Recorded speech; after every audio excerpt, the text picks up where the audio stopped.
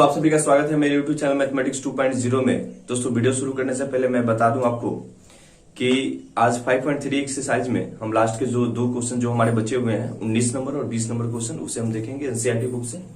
दोस्तों मैं आपको बताना चाहूंगा कि अर्थमेटिक प्रोग्रेशन हमारा कंप्लीट हो जाएगा आज। साथ ही साथ मैं आपको ये चीज भी बताना चाहूंगा कि हमारे पास एक ऑप्शनल एक्सरसाइज भी है 5.4, उसे आप लोग वर्क के तौर पे बनाइएगा, उसको टास्क के तौर पे समझिए और उसमें अगर कोई समस्या है तो आप हमसे पूछिएगा जरूर। जैसे कि मैं हमेशा आपको बताया हूं कि आपके पास जो भी बुक है, किसी भी प्रकाशन का बुक है, अगर उससे आपको समस्या आती है आप हमसे जरूर पूछ लीजिए। दोस्तों क्लास 10 का प्लेलिस्ट भी बन गया है, अर्थात क्लास 10 मैथ सॉल्यूशन का इसी चैनल पे अर्थात मैथमेटिक्स 2.0 पे प्लेलिस्ट बन गया है। यदि आपसे कोई वीडियो मिस हो गया है और उसे अभी तक आपने नहीं देखा है, उसे आप जाके चैनल पे जाके प्लेलिस्ट में जाके आप उसे देख लीजिए और अपना एक्सरसाइज कंप्लीट कर लीजिए। दोस्तों मैं बताना चाहूंगा कि इसी चैनल के माध्यम से अर्थात मैथमेटिक्स 2.0 के माध्यम से आपको 1 नवंबर से जो आपके बोर्ड एग्जाम के लिए जितने सारे इंपॉर्टेंट जो क्वेश्चन होंगे उसके बारे में विश्लेषण किया जाएगा। और चूंकि यह मेरा माध्यम दोनों माध्यम है, इंग्लिश और हिंदी अर्थात सीबीएसई बोर्ड और बिहार बोर्ड या कोई भी स्टेट बोर्ड, दोनों को ध्यान में रखते हुए आपको पढ़ाया बताया जाता है। तो चलिए अब हम शुरू करते हैं आज का अपना एक्सरसाइज। हम 19 नंबर क्वेश्चन से, मेरे पास एनसीईआरटी का बुक है, हालांकि हिंदी मीडियम का ही बुक है लेकिन उससे कुछ फर्क नहीं पड़ेगा। और मैं आपसे जरूर एक बार कहना चाहूंगा, यदि आप चैनल पे आप न्यू व्यूअर हैं और अभी तक आपने हमारे चैनल को सब्सक्राइब नहीं किया है तो उसे सब्सक्राइब जरूर कर लीजिए और बेल आइकन जरूर दबा लीजिएगा ताकि जो भी वीडियो मैं अपलोड करूं वो सबसे पहले आप तक पहुंचे, क्योंकि मैथमेटिक्स 2.0 के परिवार को आप ही को बढ़ाना है। अतः ज्यादा से ज्यादा दोस्तों के बीच में शेयर भी कीजिए। तो चलिए दोस्तों अब हम शुरू करेंगे। थोड़ा 19 नंबर क्वेश्चन पहले मैं आपको लोगों को पढ़ के सुना दूं, समझा दूं। है यहाँ पे कि 200 लट्ठों अर्थात जिसको लॉक्स बोला जाता है, वुडन लॉक्स, ठीक है ना, को ढेरी के रूप में इस प्रकार रखा जाता है कि सबसे नीचे वाली पंक्ति में 20 लट्ठ है। यानी जो सबसे नीचे वाला जो रो है पंक्ति है उसमें 20 लट्ठे हैं, उससे अगली पंक्ति में 19 लट्ठे हैं, अर्थात सबसे नीचे वाले में 20, फिर उसके ऊपर 19 और ऐसे ही फिर उसके अगले वाले में 18 ऐसे ही 17, ऐसे ही करके ये गया होगा। चलिए जैसे कि आपको चित्र में दिखाई दे रहा है, देख पा रहे होंगे, अगर आपके पास बुक होगा तो बुक जरूर अपने साथ में लेके बैठिए, कॉपी कलम सब साथ में लेके बैठिए। ये 200 लट्ठे कितनी पंक्तियों में रखे गए हैं, हमें नंबर ऑफ रोज बताना है कि इसमें नंबर ऑफ रो कितने हैं, कितनी पंक्तियां हैं कि इसमें 200 लट्ठे 20, 19, 18, 17 करके इसमें 200 लट्ठे रख दिए गए हैं। और ऐसे कितनी पंक्तियां हैं, जैसे पहले रो में 20 है, उसके बाद 19 है, फिर 18 है, फिर 17 है, इस तरह 16 होगा। इसी टाइप से ये रखा गया है, ठीक है। मतलब कहने का मतलब एक सीक्वेंस फॉर्म में ही रखा गया है। तो आगे देखा जाए तथा सबसे ऊपरी पंक्ति में कितने लट्ठे हैं, और जो सबसे ऊपरी जो पंक्ति है, अब वो पंक्ति कोई भी हो सकती है और ऊपरी पंक्ति क्या होगी, लास्ट वाला पंक्ति होगी ना, क्योंकि नीचे से 16 से तो 20 करके दे ही रखा है। तो सबसे ऊपर वाला जो पंक्ति होगा वो लास्ट वाला एंड टर्म होगा, ठीक है ना, सबसे अंतिम वाला ही होगा। उसमें हमें बताना है उसमें कितने लट्ठे हैं। तो चलिए अब हम शुरू करते हैं। क्वेश्चन आप लोगों को समझा के बता दिए तो अनुमान है कि आपको अच्छे से समझ में आ गया होगा। अब बनाना हम शुरू करते हैं। हमारे पास 19 नंबर क्वेश्चन है, यहां तक आप लोग को दिखाई दे रहा है ना? हाँ दिखाई तो दे रहा है। चलिए 19 नंबर क्वेश्चन इसमें बोल रहा है, होगा ध्यान दीजिएगा लोग, जैसे मैंने आपको समझाया कि इसमें जो सबसे नीचे वाला, थोड़ा सा हम यहाँ पे आप लोग को बताना चाहेंगे, ऐसे ही नहीं है ना, लकड़ी का ना, ये लट्ठों का ना रो लगा हुआ है, ठीक है ना, ये ऐसे ही, और फिर इसके ऊपर से फिर ऐसे ऐसे ऐसे ऐसे करके ये ऐसे रो लगा हुआ है, ठीक है ना। सबसे पहला वाला जो रो है, यानी सबसे नीचे वाला जो रो है उसमें 20 है, अर्थात अगर इसको हम श्रेणी में ले लें, ठीक है ना, कहने का मतलब इन एपी, अगर एपी में हम इसको ले लेते हैं तो पहले हमारे पास 20 आ रहा है, फिर 19 आ रहा है, फिर 18 आ रहा है, ऐसे ही यह कहां तक गया है, nth तक गया है, ठीक है ना। और अपने सुविधा के लिए हम यहां से मान भी लेंगे, मैं यहीं पे लिख देता हूं कि let the last term be nth row, यानी जो अंतिम वाला जो टर्म है ना वो आपका nवां पंक्ति है, ठीक है ना। ये चीज आप ध्यान में रख लीजिएगा। अब यहां से हमारे पास a बराबर, हाँ और एक चीज याद रखिएगा बुआ, टोटल एन्स का जो सम दे रखा है ना, टोटल जो सम दे रखा है अर्थात जो एसेन जो दे रखा है ना, यह पूरा कितना है 200 लकड़ी का ये संग्रह है। अर्थात 1 रो 2 रो 3 रो 4 रो ऐसे ही जब हम nth रो तक जाएंगे अर्थात इसके लास्ट रो तक जाएंगे और सबको जब हम इसको जोड़ेंगे अर्थात जो इसका सम होगा वह कितना दे रखा है 200 दे रखा है। क्वेश्चन में आप लोग देख पा रहे हैं। चलिए यहां से हम निकाल लेते हैं। a बराबर हमारे पास b है, d बराबर कितना हो जाएगा, घटा दीजिए तो 19 में से 20 को घटाएंगे तो -1 हो जाएगा अर्थात कॉमन डिफरेंस हमारे पास -1 हो गया। n तो हमारे पास n ही है अर्थात नंबर ऑफ टर्म्स इसमें पता नहीं तो उसको तो हम n ही ले लेते हैं। एसेन हमारे पास कितना है होगा 200 है, ठीक है ना। हम यहां से निकाल लेते हैं एसेन बराबर n/2, तो n तो हमें नहीं पता है तो n/2 इंटू 2a का मान कितना है 20 प्लस n-1 तो n तो n ही है -1 इंटू डी का मान कितना है -1, ठीक है। उम्मीद है कि यहां तक आपको समझ में आ रहा है। आगे थोड़ा सा बढ़ा देंगे। एसेन हमारे पास कितना है 400 है, सॉरी 200 है, माफ कीजिएगा 200 है। 200 बराबर ठीक है ना n/2 इंटू 20 दूनी कितना हो जाएगा, 20 दूनी 40 हो जाएगा यहाँ पे, तो ये 40 हो जाएगा प्लस n-1 फिर -1 से इसमें मल्टीप्लाई है यानी 1 माइनस इसमें मल्टीप्लाई करेंगे तो ये -n हो जाएगा, सीधे लिख ही देते हैं और यह +1 हो जाएगा। उम्मीद है कि यहां तक आपको समझ में आ रहा होगा। इसको इधर भेज दीजिए, बाई क्रॉस मल्टीप्लाई करवा दीजिए, अच्छा रहेगा। तो यह कितना हो जाएगा बाबू 400 हो जाएगा। 400 200 में 2 से गुना करवा दिया 400 बराबर यह n, चूंकि n से सब में मल्टीप्लाई है, ध्यान रखिएगा n से सब में मल्टीप्लाई है और यहाँ पे चूंकि हमारे पास क्या है 40 है ना, ध्यान रखिएगा यहाँ पे हमारे पास क्या है 40 है और यहाँ पे +1 हो रहा है क्योंकि इसमें -1 से मल्टीप्लाई है, +1 हो रहा है, ध्यान रखिएगा ये इस चीज को। तो यहां से हमारे पास कितना हो जाएगा होगा 400 और ये चूंकि n तो बचा हुआ है और n यह गुणा में है और 40 और 1 मिलकर कितना हो जाएगा 41 हो जाएगा ना। तो इसको हम चाहे तो सीधे 41n लिख सकते हैं, 41n यानी 41n अब माइनस यह n से इस n में गुना करवाएंगे तो यह n² हो जाएगा, ठीक है। उम्मीद है कि यहां तक आपको समझ में आया होगा। थोड़ा आगे का स्टेप ले लेते हैं बाबू, तो इसको थोड़ा सा हम सजा के लिख लेते हैं। इसको लिख सकते हैं क्या, जैसे कि हमारे पास यहाँ पे n² आप माइनस को इधर कर दीजिए, माइनस को इधर कर दीजिए, 400 को उधर ले लीजिए, ठीक है ना।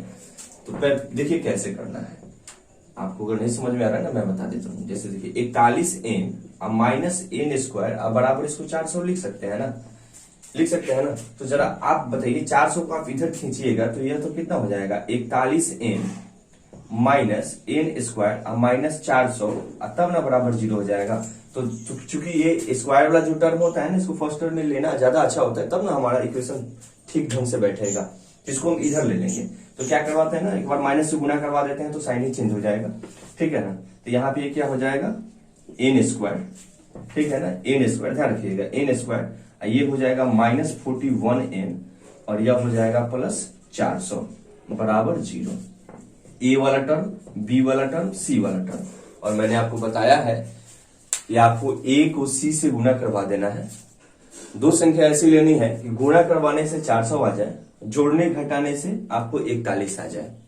जोड़ने घटाने से 41 अर्थात b वाला टर्म मिले और उसको गुना करने से हमें ac प्राप्त हो। इस स्थिति में अगर आप 16 और 25 को लेते हैं, 16 और 25 को लेते हैं, हालांकि ये तो यहाँ पे ट्रिक का आपको काम नहीं है, लेकिन मैंने गुणनखंड करने के लिए भी, मैंने फैक्टराइज करने के लिए ट्रिकी मैथ में ना मैंने बता रखा है कि आपको बहुत इजी और आसानी से कैसे फैक्टर कर लेना है। अगर आपके पास समय बचता है तो इसी चैनल पे ट्रिकी मैथ का भी प्लेलिस्ट बना हुआ है, वहां से जाकर उस वीडियो को जरूर देख लीजिए, समझ लीजिए। तो यहां से हम क्या कर लेंगे बाबू, अब हमारे पास 16 और 25 आ गया, 16 में 25 से गुना करेंगे ना, 16 गुना 25 तो ये 400 आ जाएगा, 16 गुना 25 400 आ जाएगा, ये चीज ध्यान में रखिएगा। और 16 और 25 को जोड़ दीजिए तो 6 5 11 2 1 3 4 41 आ रहा है। यानी जाहिर सी बात है कि इसको हम इस फॉर्म में ले सकते हैं कि यह n² माइनस 16n और माइनस 25n अब प्लस 400 बराबर 0। यहां से आगे ले लीजिए, तो यहां से n कॉमन आ जाएगा तो यह n माइनस 16 हो जाएगा, माइनस 25 यहां से कॉमन ले लीजिए तो ये भी n माइनस 16 हो जाएगा बराबर 0। एक बार n माइनस 16 बराबर 0 हो जाएगा और एक बार n माइनस 25 बराबर 0 हो जाएगा। अर्थात यहाँ से नंबर ऑफ रोज जो निकलेगा हमारा 16 निकलेगा और यहाँ से नंबर ऑफ रोज निकलेगा कितना निकलेगा 25 निकलेगा। अब चूंकि हमें चेक करना है कि अगर इसमें 16 रो है अर्थात 16 पंक्ति है तो 16वां पंक्ति में, क्योंकि यही ना अंतिम पंक्ति होगा, इसमें लट्ठों की संख्या कितनी है, ठीक है ना। और अगर इसमें 25 है तो इसमें कितनी संख्या है लकड़ियों के लट्ठों का। तो यहां से हम एक बार चेक कर लेंगे। तो उसके लिए तो हमें टीएन चाहिए ना, टीएन, क्योंकि टीएन तो चाहिए तब तो जाकर हम चेक कर पाएंगे। तो टीएन बराबर क्या होता है ए प्लस, तो ए का मान कहा है 20 है, सीधे लिख लीजिए 20 प्लस एन माइनस, एन कितना है 16 माइनस 1 इंटू डी का मान कितना है -1। कर लीजिए जरा, यह 20 हो जाएगा। अब प्लस 16 में से 1 जाएगा, बहुत ध्यान रखिए, 16 में से 1 जाएगा 15। अब 15 में -1 से मल्टीप्लाई करेंगे तो -15, इसका मतलब यह है माइनस हो जाएगा -15, ठीक है। और 20 में से 15 जाएगा कितना हो जाएगा 5। अर्थात हमारे पास जो T16 निकला वह कितना निकला उसमें, अर्थात 16वां रो में 5 लट्ठों का प्रयोग हुआ होगा या उसमें 5 लट्ठा होगा, यानी जो सबसे अंतिम वाला जो लट्ठा होगा 16वां टर्म उसमें 5 होगा। ये चीज याद रखिएगा। फिर अगेन हम एक बार N25 वाले पे निकाल लेंगे, अर्थात यहां से T25 वाला निकाल लेंगे। तो A प्लस, तो 20 प्लस, क्योंकि मैं यहाँ पे लिख देता हूं ताकि आपको स्पष्ट दिखाई दे जाए। यहां से देख लीजिएगा, ठीक है। यहां से हम लिख लेते हैं, हमारा कितना निकालना है 25 ना, तो T25 बराबर, थोड़ा सा छोटा लिख लेते हैं, T25 बराबर A प्लस यानी 20 प्लस एन माइनस, एन कितना है 25 है, -1 इंटू डी का मान भी कितना है -1 है। इस स्थिति में 20 आप प्लस, यहाँ पे प्लस, आप 25 में से एक जाएगा 24 है, 24 में -1 से मल्टीप्लाई करेंगे तो -24 ही होगा, तो सीधे यहाँ पे माइनस हम 24 लिख देते हैं, ठीक है। अब 20 में से 24 जाएगा तो -4 आ जाएगा। अब जरा हमें बताइए कि लकड़ियों की संख्या कभी माइनस में हो सकती है क्या।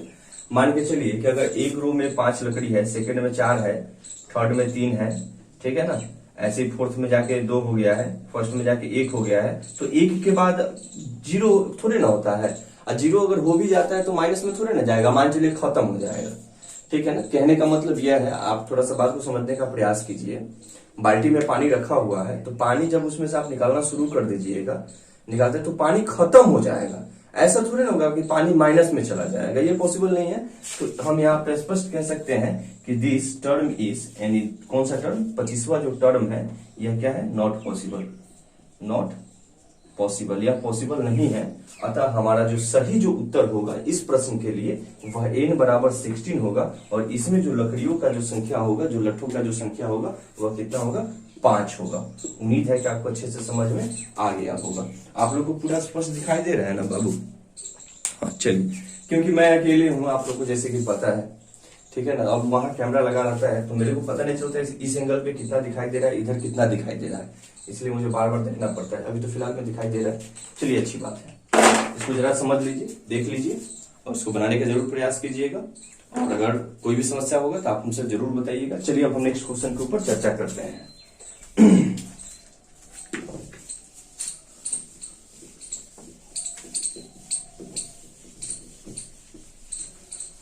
इसके बाद से आप लोग सजेस्ट कीजिएगा कि कौन सा चैप्टर चालू किया जाए।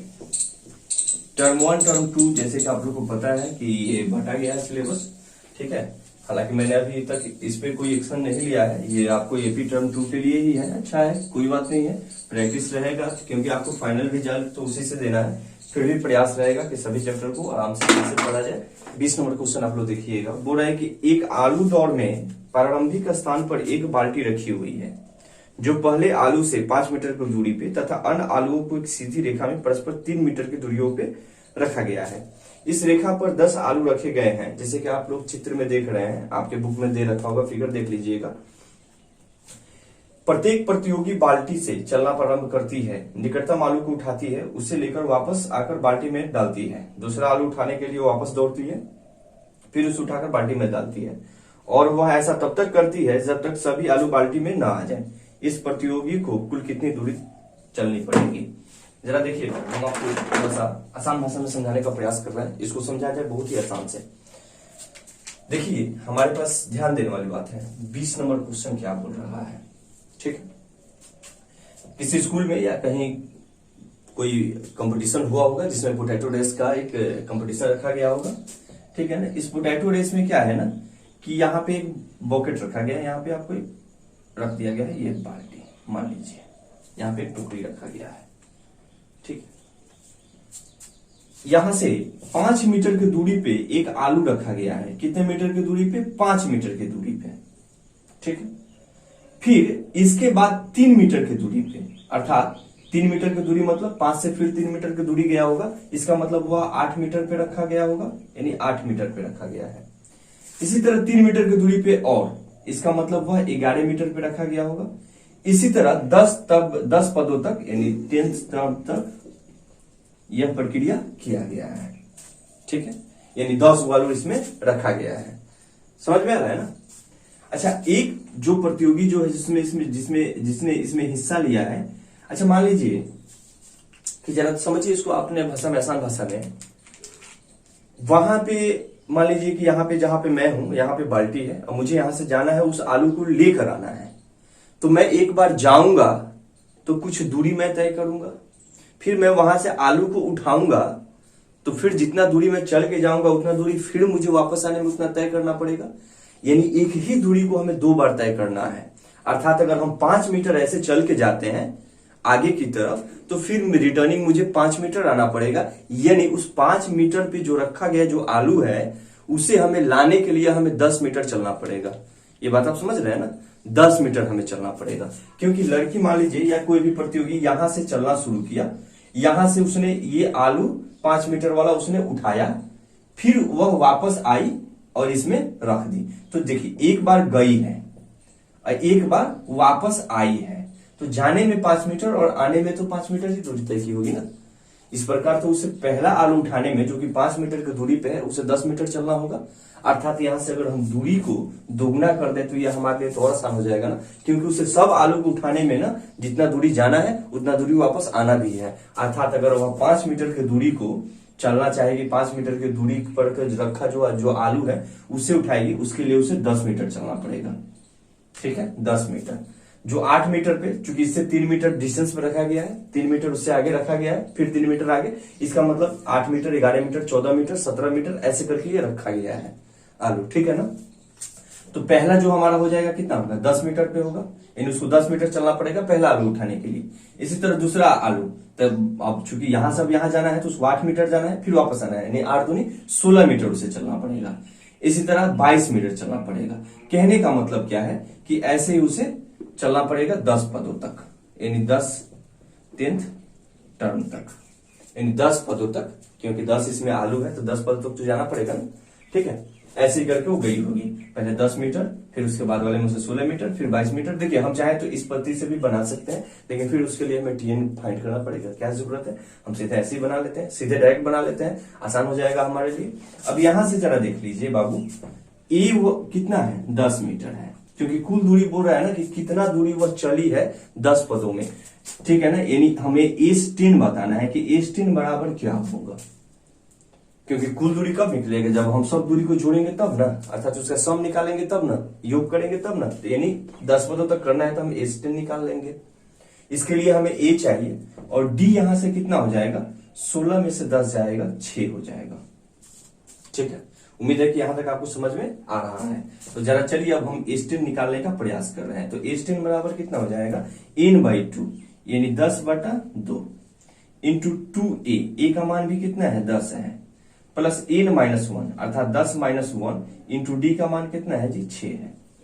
उम्मीद है कि यहां तक आपको समझ में आया होगा। 2 से यह 10 5 बार में कट जाएगा, यानी 5 इंटू 10 दूना 20, अब प्लस 10 में से 1 जाएगा 9, और 9 में 6 से गुना करवाएंगे तो 9 54, ठीक है ना। यानी यह 5 गुना, इसको जोड़ दीजिए तो यह 4 हो जाएगा, 5 है तो 7 हो जाएगा, 74, ठीक है ना। 74 में 5 से गुना करवा दीजिए, 5 चौका 20 के 0, हार्सिल दुआया, 7 पचे 35 और 2 37 अर्थात 370 मीटर। यानी उसे टोटल दूरी, यानी लास्ट तक जो 10वां जो आलू है उसको 10वां आलू, यानी जो 10 नंबर पे जो आलू रखा गया है उस आलू को उठाकर लाने में, अर्थात उसका अंतिम जो होगा निर्णायक जो रिजल्ट होगा उस समय तक उसे कुल 370 मीटर की दूरी तय करनी होगी, या उसने किया होगा।